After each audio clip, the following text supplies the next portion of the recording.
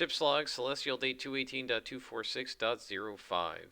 Our Eidolon drive is ready to spin up, and we are on our way, departing from Elysium to head back to Rek and see if we can return the symbiote to Arnav before he dies from his blood sickness. Hello and welcome. I am Scrapperlock, and this is Starforged Alpha Cluster. We are with Krista Sutton, our main character. And in the last episode, we were exploring a vault, a walking vault, what I've now come to call the Walker Vault, that was walking along the surface of this ice world of Nyx, right here, Nyx 1, and was boring into the mantle to bring up the heat, to cause the ice to melt, and steam and geysers to spew forth, and create kind of like a surface hydrothermal vent that the life on this world could live in for a little while, sort of almost like seasons, and there would be a life season of warmth and a cold season where they were hibernating or estivating. And this device, when Elysium Station tried to terraform the planet, had attacked Elysium Station, so Calista was on board the vault trying to figure out how she could disable it. And we did a whole bunch of exploring, and we fought some robots, and there were some other deactivated robots, and she almost fell through the floor. And when we got to the end, she was able to reprogram it so that it could, so that it would continue to create geysers in other places on the surface of Nyx, but underneath where this space station is in geosynchronous orbit, she deleted those from its memory. So it's not going to continue to support life in that area. It's, maybe an area the size of, say, Greenland, but the rest of the planet will still be getting service. And so it will harm some of the living things in this area, but at least it keeps the rest of the planet in good shape biologically. I do want to note one thing. Hopefully I didn't confuse anybody. I said thing a couple of times. When she was fighting this one robot, she defeated it, and alarm klaxons went up. And I said the thing starts moving again. What I meant was the vault, because earlier she had done something that knocked the robot back into the controls, and it had temporarily disabled the vault, and the vault had stopped doing what it was doing, so it woke back up. That's what I meant. The robot didn't wake back up. I was rewatching it and thought, gee, that's confusing because it almost sounds like the robot woke back up, but the robot had been defeated. So I just want to explain that in case anybody was confused. Also, at the end of the session, we forged a bond with Will Blackstone, but he asked us to do a favor. And originally, I said he wanted to bring something to Rek, but I've had to think about this, and I've decided what he's got is a relic. Maybe it was a piece that fell off of this vault. Who knows? That was found in the ice when they started terraforming, and it's maybe about the size of a dinner plate, and it is what's called a toroidal polyhedron. So it's not colored like this, but in shape it looks something like this. And they don't know what it is. It's again made from that same green metal that the ancient vaults seem to be made in. And nobody's sure what it does. And he's going to ask her to bring this to Zephyr on Relic Station. So Zephyr's going to love this. But I also think that in the time it takes her to get to Relic, Chris is probably going to investigate this thing because she's curious and she's going to be nosy. And we have now finished upgrading. We had 2 experience. I used them to upgrade this Lore Hunter asset. When she makes a move to conduct extended research or study, she can reroll any challenge dice. So she very well might, on the way back to Relic, spend some time investigating this thing, and who knows what's going to happen. She might wake it up. I mean, I don't know. So she agrees to do this, and he is one of her bonds now. So, and that, because he was a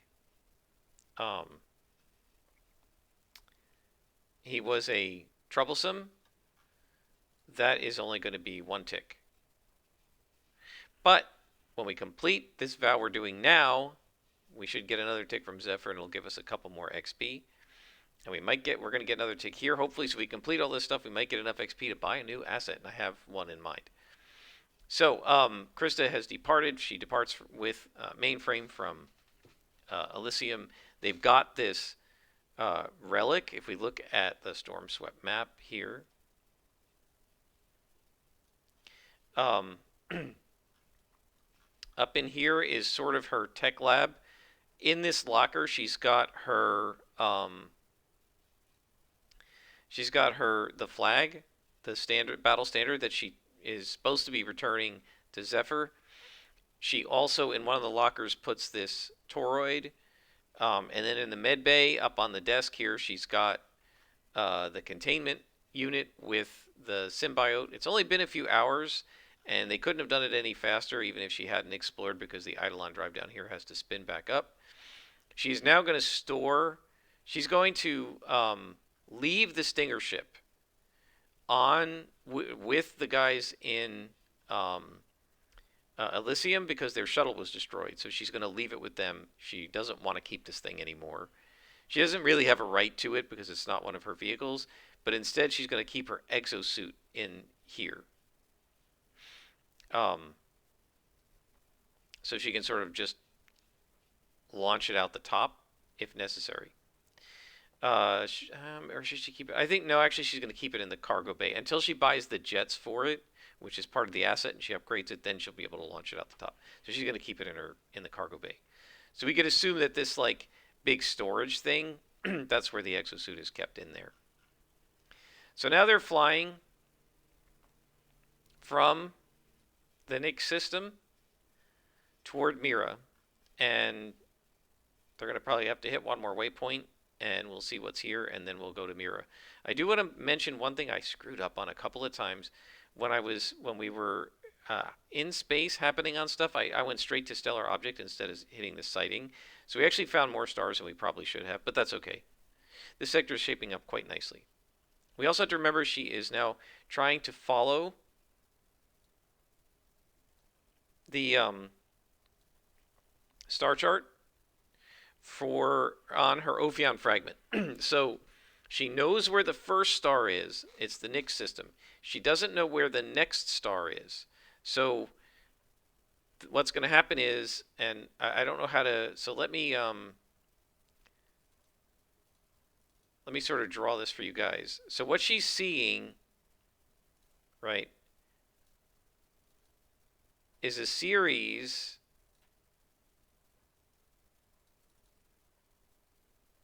of lines. Come on. Oh. Hang on, let me draw it out and I'll bring you back. All right, so what Chris is seeing is something like this, right? A cluster of stars. And what's going to happen is this one lit up, right? And so she knows that this is the first one. She doesn't know what the last one is. And there's presumably a series of these that she's going to go through. And so when she gets to the second star, right, she'll see that light up. And then she'll know that there's a path from here to here that was part one, right? And then where's the next path? Got to find that. And then maybe the next path goes to here, and the next path goes to here, and so on. So what she's going to have to do is figure out what comes next, right? So far, we know that this one is, what is it? Nyx Theta, right? So we know this is Nyx Theta. What's the next one, right? And eventually she'll have the whole map filled out. And I think what's going to happen is once she's been to every star, the lines will intersect somewhere, and that is not on the star chart, but that will be the final destination or something like that. That's what I'm imagining at this point. So anyway, we don't know where the other stars are going to be, but that's what she's looking for, and that's the insight that she got in the previous episode. So she spins up the Eidolon drive, and she says, "All right, mainframe, let's see if we can get back to Rek." And they're going to undertake an expedition.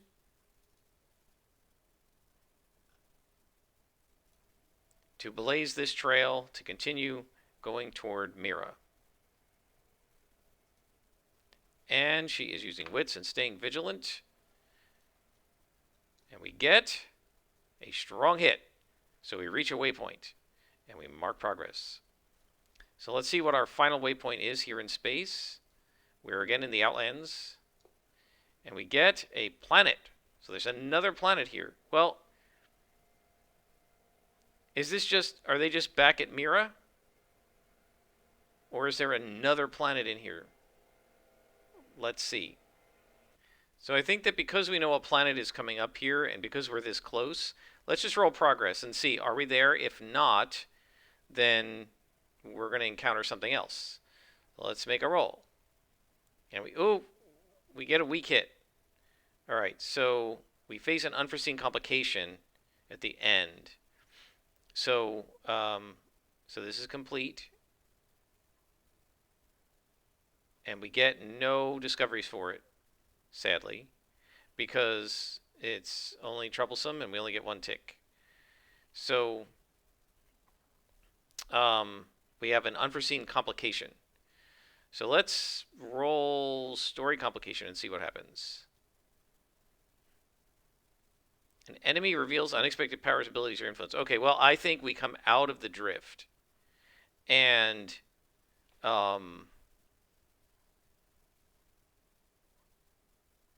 is the Shattered Federation here, or is Brennan Shelton here? Hang on and let me connect this with our drift symbol, and then I'll bring you back. Alright, so I think what has happened here is Shelton has gotten back to Rek and has reported her for attacking his ship. Right? He doesn't admit that he attacked her.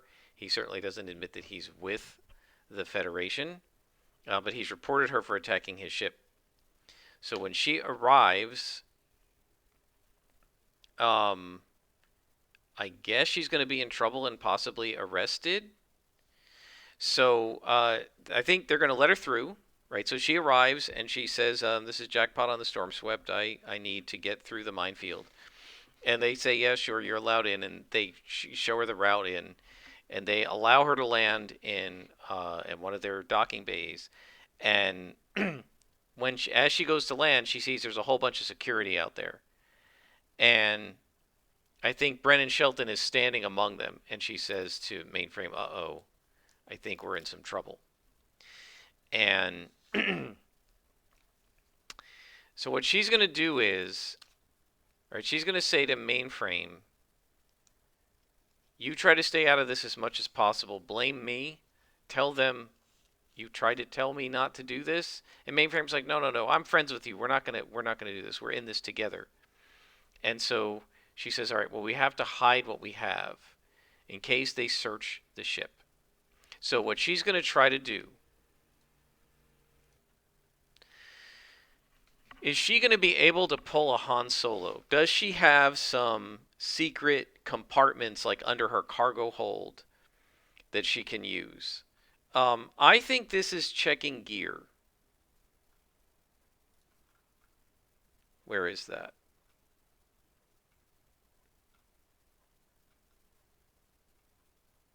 Somewhere over here, there's check your gear. Let me find it. So we're checking to see if she has a specific resource. In this case, does she have like a place where she can hide this stuff? And yeah, I think we just check gear and let's roll it and see what happens. Weak kit. We have it, but we have to choose one.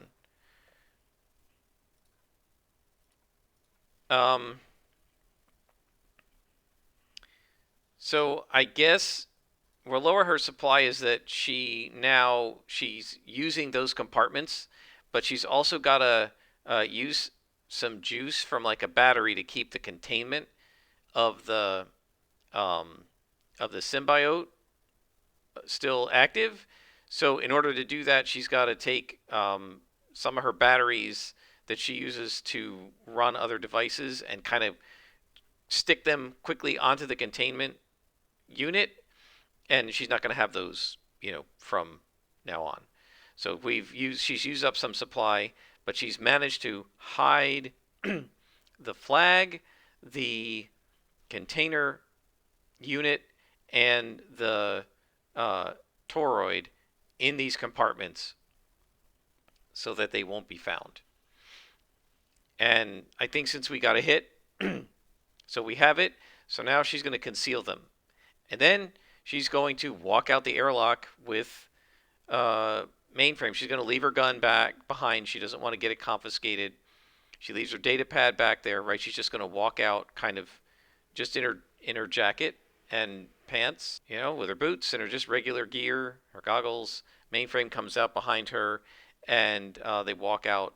And so the security immediately comes up, and Brennan Shelton says, "There she is. That's the ship. This is the ship that attacked me out in the Alpha Omega system." And so the security people come up to her and say, "You're under arrest for attacking a security officer of this sector." And Krista says, I didn't do anything of the sort. He attacked me. And they said, "Well, you're going to have to leave it for the judge, right? You're going to have a trial." Now, let's take a look at the administration here. The authority here is tolerant, so she'll get a fair trial. And I think what we're going to have to do now is run a scene challenge, because she's going to have to make her case in court. So, so the question is, can she call these guys as witnesses or anything? They now know that Shelton stole money from them. So I think it's reasonable that she could put them on the witness list and say that she wants these guys to be witnesses. And I think also she's going to put Blackstone on the witness list as a character reference, right? Because she did something for him, and he could say, "Hey, she saved our whole community." So she's going to put these guys on the witness list. So let me set up a scene challenge, and I'll bring you guys back when we have it ready to go. All right, so scene challenges in this game are formidable by default with 6 segments of the clock, and the clock advances when you fail. So weak hits move the clock segment on facing danger, and misses do the clock segment when you either face danger or secure advantage. So let me look here under the moves. They don't seem to have like a scene challenge. Oh yes, they do. Okay, so we begin the scene, right? I think I don't think she's severely disadvantaged. I mean, she actually has evidence against him as well, so I think that's okay. And so our 2 options are to face danger and secure advantage. So they basically put her in a holding cell, and later that afternoon, Judge Blake Arden, who is cooperative and has a goal to endure passage. I don't know what that means. Maybe he's cooperative, but he's not super in love with his job, and he's just kind of like, okay, it's 2 o'clock. Court is only held till 5 o'clock. Let's let these 3 hours go by as fast as possible. And he keeps looking at his chronometer. And so before the trial, Krista has rights, right? And what she demands is to see the charges against her, and she is allowed to use the holding cell's computer to look up legal precedents and stuff. And so what she's going to first try to do is see if she can figure out a strategy for her defense. She doesn't have a lawyer. She's going to be defending herself. So I think this is wits, and let's see how she does. And we get a weak hit, so we get +2 momentum, and this is before the trial, right? So we haven't started the scene challenge. And so she's going to take the momentum, and so she has a plan. So now she goes in, and the judge bangs the, I guess there's a little like a sphere instead of a gavel, and he bangs it on the desk and says, "All right, this is a trial of Krista Sutton, also known as Jackpot, and she's been accused of attacking Sector Security Officer Brennan Shelton. And so make your opening statements. And so Shelton is going to make his opening statement, and what he's going to say is, "I was flying on patrol, and no, he's going to say this. He's going to say she flirted with me, and I rejected her, and I think this is what caused all this." And Chris's jaw drops, and he tells the story of how back on Cinder, she saved him and a couple of people, and he's very grateful that she did that.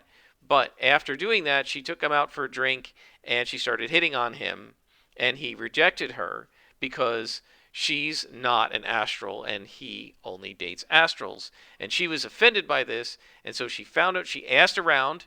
He has witnesses that he says will show that she asked around about his patrol route. She chased him down, and she tried to kill him because she was jilted. That is Shelton's excuse, because otherwise, why would she go after him? So she listens to this, and she's going to see if she can poke some holes in his argument. So she could also call her. So she listens to this, and she's going to say, this was done in the cantina, right? So she's going to realize that she could potentially call her other connection, Dash, right? So she's going to.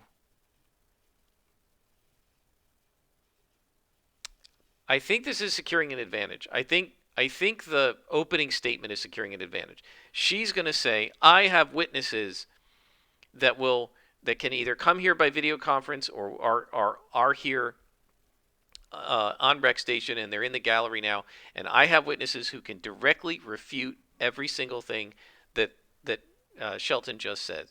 And she says, there was a bartender in the cantina, and he can tell you that I was not flirting. There is, I have people here who can tell you that Mr. Shelton is concealing from you his true motivations, and I was attacked by him, and I defended myself.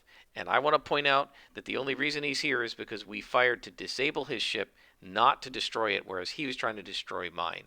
And so this is securing an advantage. And this is the scene challenge version, right? Yes. So this is securing an advantage. This is taking me forever because I keep having to pause it because the stupid lawn maintenance guys are outside making a lot of noise, and I don't want that to come over the mic. So we're securing an advantage. And I think this is expertise, right? She's not lying. She's telling the truth. She knows that this guy's a crook, right? Or that he's in league with the Shattered Federation. The big question is the judge in league? I don't know. I don't think so, because he's cooperative. So let's see what happens. We get a weak hit. We can take +2 momentum, and I think we will do that. And it doesn't seem like we lose anything on the clock. So she's finished her opening statement. And so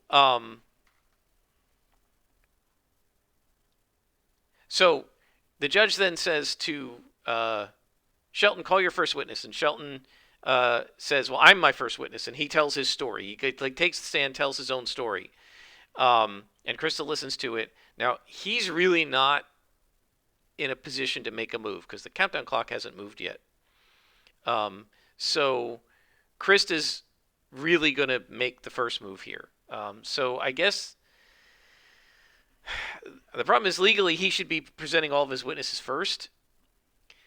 So I guess he'll be poking holes in her witnesses. So he presents his case, and what he does is he brings in statements. He doesn't have witnesses, but he has depositions from the guys. Remember, the dock masters on Dead Rock. There are 2 dock masters. The day shift guy knows that she was asking about Shelton and where he was, and where his patrol route was, because she quote-unquote claimed he was missing, even though he was in contact with Dead Rock. And the night shift guy saw her trying to sneak onto the station in an environmental suit, and their depositions say that. So Chris is going to get up, and she's going to say, well, the first question is about my motivations. And my motivation, because otherwise I have no reason to attack him, was that I was jilted. But I was not flirting with him. We were just talking after the fact, and I was making sure he was okay. And I have a bartender who can speak on my behalf. And on the video conference monitor comes Dash, and she starts asking him questions. Did you see me flirting? And so on and so forth. And um, so now Dash is a merchant. I don't know if she gets the +1 for this.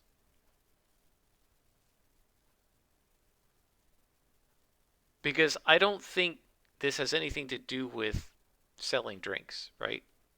On the other hand, he is a bartender. He was observing them.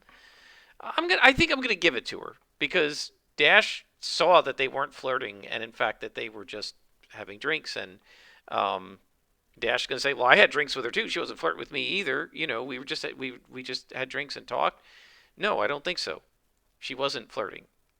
Um, how believable is this? Well, let's see. Do they believe him? Roll wits, and we get a strong hit. Mark progress. So the judge asked him a couple of questions as well, and this seems believable. And so that harms the motive argument. Krista then says, so Shelton then says, well, then what was she doing following me? She was out in this Alpha Omega sector. There's nothing out there. What was she doing out there? And Krista says, well, look, I'm a lore hunter. I inherited the ship of the Stormswept from Pyro. Pyro was an explorer. I'm an explorer. I've been in several vaults. And people can testify to that. She says, you yourself know that I went, delving into this this giant cave to help you when nobody else was willing to come. And she says, I also rescued somebody named Dagger from a precursor vault on what's the name, Carrion, right? So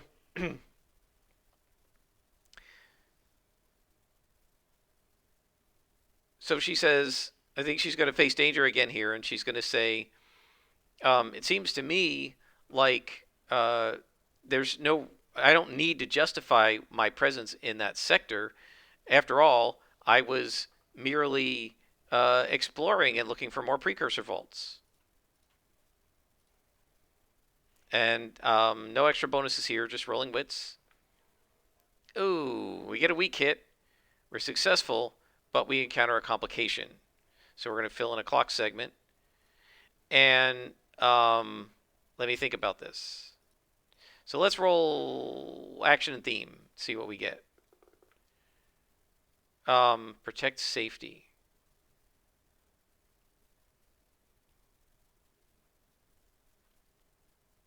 Okay, so Shelton makes the counter argument that yes, you have a reputation for going into these vaults, but so far every vault you've gone into, everything you've done has been when somebody else was at risk, which is quite noble of you. But there was nobody at risk in the Alpha Omega sector, right? It's section of this sector, the Alpha Omega system. And if we look over here, there's nothing out there. What would you be doing out there? Right? He's not going to admit that the Nemesis system is out there, and she can't kind of admit that the Nemesis system is out there because then she's admitting she was hanging out with the Federation, and what was she doing there, right? So that kind of sets her back, and she doesn't really have a good answer for what she was doing out there. So she's then going to think about which. I have to confess, guys, I'm having a really hard time. And this is why, like, he says make it formidable in 6 segments. So I'm following the rules that Sean says, but I don't feel like this is a formidable challenge in the sense that how many arguments are there for her to make? I feel like I probably wouldn't run it this way if that weren't the rule. We're going to follow it. So I guess she's attempting to gain leverage. So what she's going to do is she's going to call. She's going to call Will Blackstone to the stand as a character reference, and have him describe what she just did, and the fact that she just saved the station, and that she did it by also saving the life on this planet, and that she's not a reckless sort of person who's going to go around killing people. and this will be securing an advantage. And I think this is really going to be hard because she's doing sociability, but he's a bond for her. And he is an investigator. So I think this bonus also applies. And he's able to very technically and legally, since he is also a security officer, right? So he knows the legalese and everything. He is able to describe exactly. He talks about how she did everything by the book, and she did everything that she could, and she fulfilled an iron vow and helped him and his community. All right, so sorry, I had to stop again because of the guys outside. So this is rolling heart +2, and we get a strong hit with an opportunity. Mark progress, take +2 momentum, and add +1 on our next move. And this was the correct version, yes, scene challenge. So we take 2 momentum, that's great. +1 on our next move, not a progress move, and we have an opportunity. And we mark progress. And I think that Blackstone is going to, when he's being cross-examined by Shelton, he knows that Shelton is a dirty cop, as it were, right? He's a security guy. Maybe he even investigated Shelton before, and he's going to bring up the fact that Shelton has had something like this happen in the past, and I think that's going to be the opportunity. That basically, like, Shelton, in the process of questioning him, and I'm sorry guys, I can't possibly envision all the dialogue here. But in the process of questioning him, Shelton trips up and basically tips his hand as a prosecutor that he's not as clean as he's making out. And that Blackstone basically tricks him in the questioning process into, like, incriminating himself. And the judge notices this. So that secures the advantage. And then Krista is going to then argue that based on Blackstone's testimony, there's no real good reason to believe what Shelton's side of the story is. And there was no reason for her to attack his ship, and obviously he attacked her first. Now, she hasn't proven why he would attack her, but let's see if this works. This argument works. If it does, it sway the judge. And I think this is using wits. No. Yes, and there's +1 from the previous move. So rolling wits +1, so that's good. And we get a strong hit. We mark progress. So the judge, at this point, the judge says, I think it is pretty well established that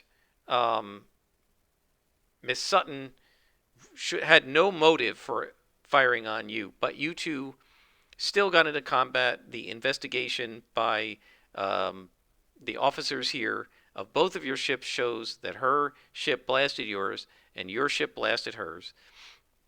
So we need to figure out why you guys got into a fight if it wasn't because it was a lover's quarrel. So he says, Miss Sutton, you're going to need to explain to me why you got into a fight.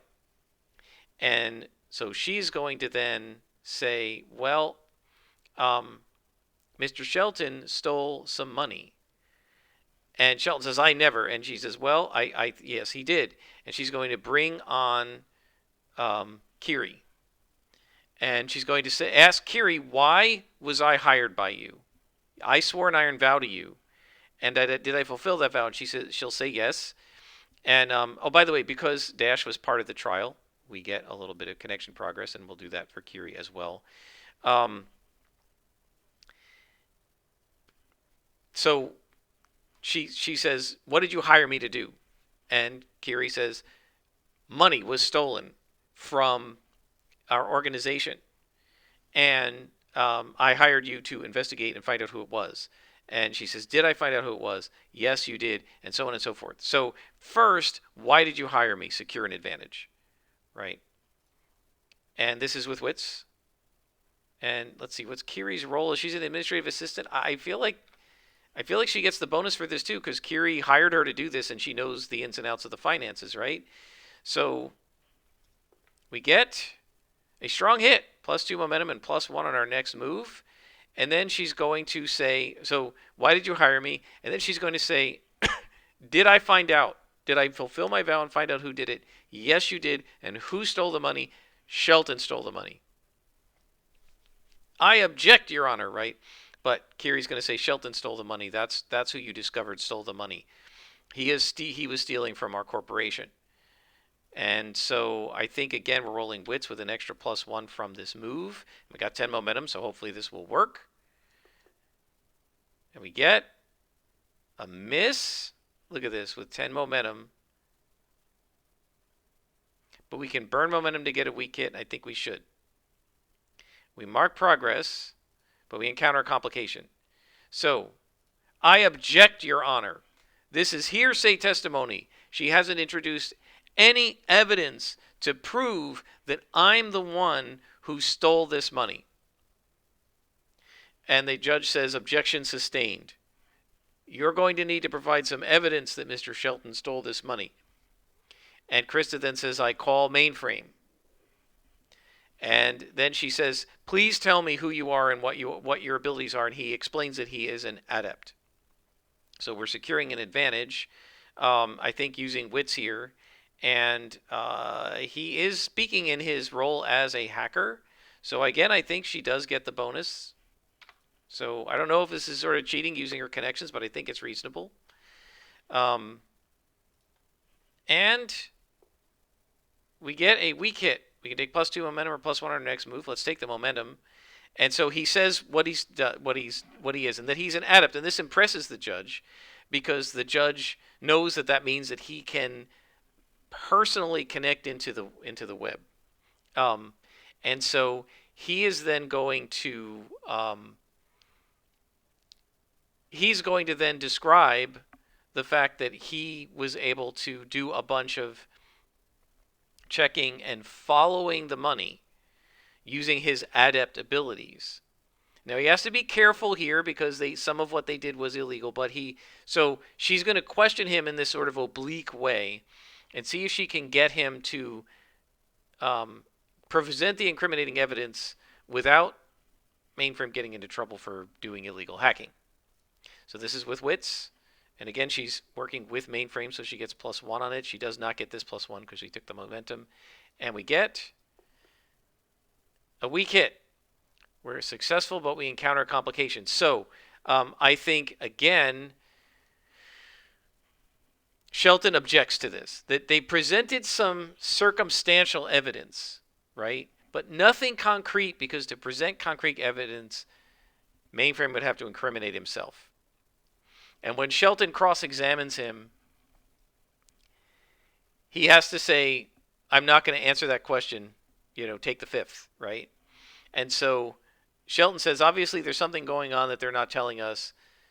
His evidence is circumstantial and not direct. So you only have hearsay from one person and circumstantial evidence from the other person. And then Krista is then going to argue that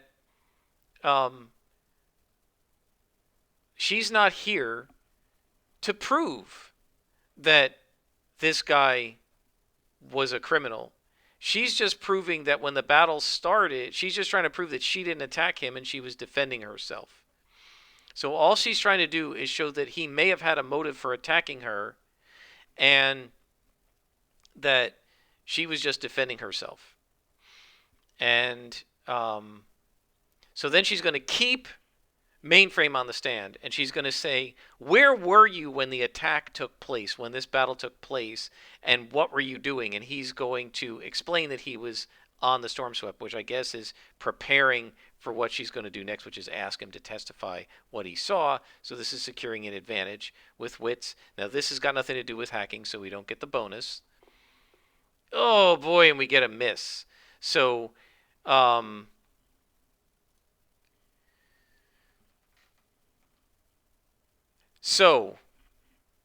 he objects. So Shelton objects that this guy was on the ship with her. If he was on the ship with her, he was involved in the fight, and he can't then testify to what I did because he was collaborating with her. And the judge sustains the objection and says, "Young lady, you're going to have to find some other line of evidence." So, what's she going to do now? So I think what Chris is going to do is she's going to pull out her data pad, and right there in the court, she's going to try to see if she can download the telemetry from her ship, which will have a record of the battle on it. And let's see if she can do that. She's going to say she's going to say what she's doing, and she's going to try to download the telemetry of her ship. And we get a strong hit. +2 momentum and +1 on her next move. So she does it. They allow it. And she's going to then plug her data pad into the court computer, and it goes up on the monitor, and she's going to say, here's the telemetry. Look at the positions we were in. The first time he fired, he was behind me. He kept trying to get in position behind me. Is this the action of somebody who was defending himself, or is this aggressive? So that is what she's doing, and she's, again, I think, rolling wits, and we have +1 because of the strong hit. And the judge looks at the telemetry, and we get a strong hit. He says, you're right. This is a position that looks more aggressive on the part of the fighter. And then Krista is going to argue. Again, she's going to call Shelton to the stand, and she's going to say, no, what she's going to do is she's going to say, well, I want the damage report. Do we have the damage report of Shelton's ship? Can she get it? Yes. +2 momentum. And +1 on her next move. We do have the damage report. And then she's going to say, if you look at the damage report, what was damaged? His communicator and his engines. All we did was disable his ship so that he couldn't chase us through the drift. And he couldn't basically report on us and get us attacked because I wanted to be able to get back to someplace like Wreck before we were reported and this whole thing happened. I was trying to tell my story first. And I guess he was able to repair his ship, but I was trying to tell my story first just so that this wouldn't happen because I didn't want to go on trial. And we're rolling wits with a +1. And we get a strong hit.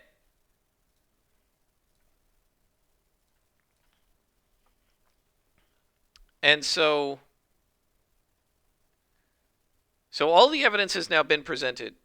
And I think the judge asked for closing arguments. So Shelton starts making his closing arguments. Why is it saying Mu Omicron? Because I don't have her. This is saying that Mu Omicron is making the moves instead of Krista. He's heard all the arguments. So Shelton makes the closing arguments, and Chris is going to listen to him to try to see if she can find any holes in his arguments. So we're going to use wits. I don't think there's any bonus here. So she's just listening. And we get a strong hit, so we get +2 momentum, +1 on her next move. So she's got a pretty good idea of his arguments, and she's going to get up, and she's going to now argue that all of this is Shelton attacked her. He attacked her because she had information on him that made him look dirty. Whether it's true or not, he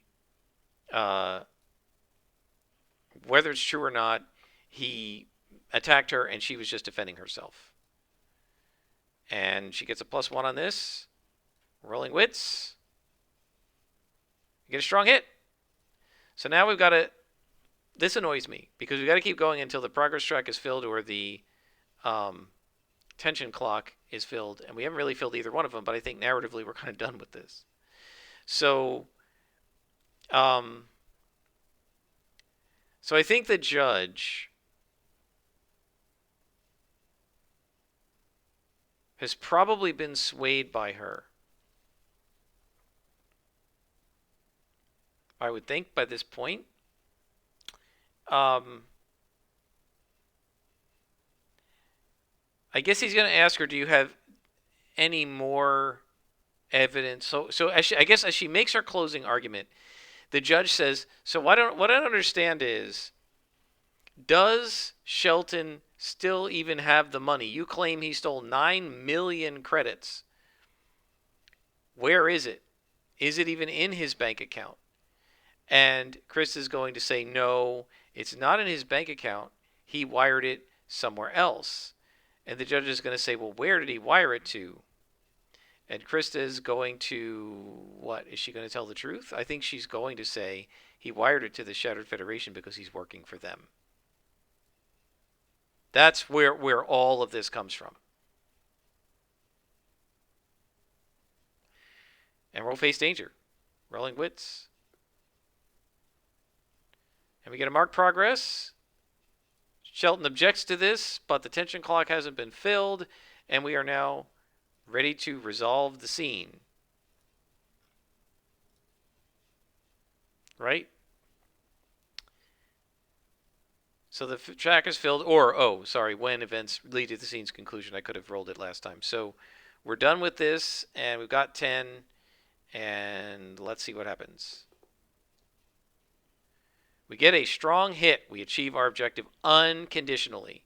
All right, so the judge has seen all the evidence. He says, "I'm going to dismiss the charges against Miss Sutton, and now that we have evidence that Shelton attacked her unprovoked and may have stolen some money, I'm going to ask Shelton to be held for further, he needs to be placed under arrest, and I'm ordering him to be investigated." And that's the end of the scene challenge. It's completed. So we have achieved our objective. And so she walks out, and everybody sort of pats her on the back and says, "Good job." And then she is going to, we're at wreck here, she is going to then go back to her ship. It's no longer under impound. She and Mayfair are going to get the containment unit and bring it to Arnav. So we have now completed something for him. And if we look at our progress, we return to wreck, and we gave the symbiote to Arnav. So that's 2 more progress. And the last thing we need to do is go back to Zephyr. So Arnav says, "Look, I heard about that trial. You did a great job. And you got Shelton arrested, which is the best I could imagine. I am thrilled that you did that, because not only... So I think she's going to get a progress for this too, right? She got a progress for completing a vow for him, which she's basically done, right? She brought the symbiote to him. And she got the guy who stole from him put in jail for attacking her. So he's thrilled at this point. And they take the symbiote, and he says, "Thank you." He's not looking well. He's looking pale. He's looking sickly. And he said, "I didn't have much longer to live. Thank you for bringing this to me." And if we get a miss, it's too late. But we're not going to roll progress on this until we bring the relic back to Zephyr, which we'll do in the next episode. So that was a bit of a long scene challenge that I didn't expect. That's what happens when you get a weak hit on undertaking an expedition. Next session, we can go back to setting a course because our antagonist has been arrested, and we can head back to Relic and hopefully get this bond finished with Zephyr, and also get the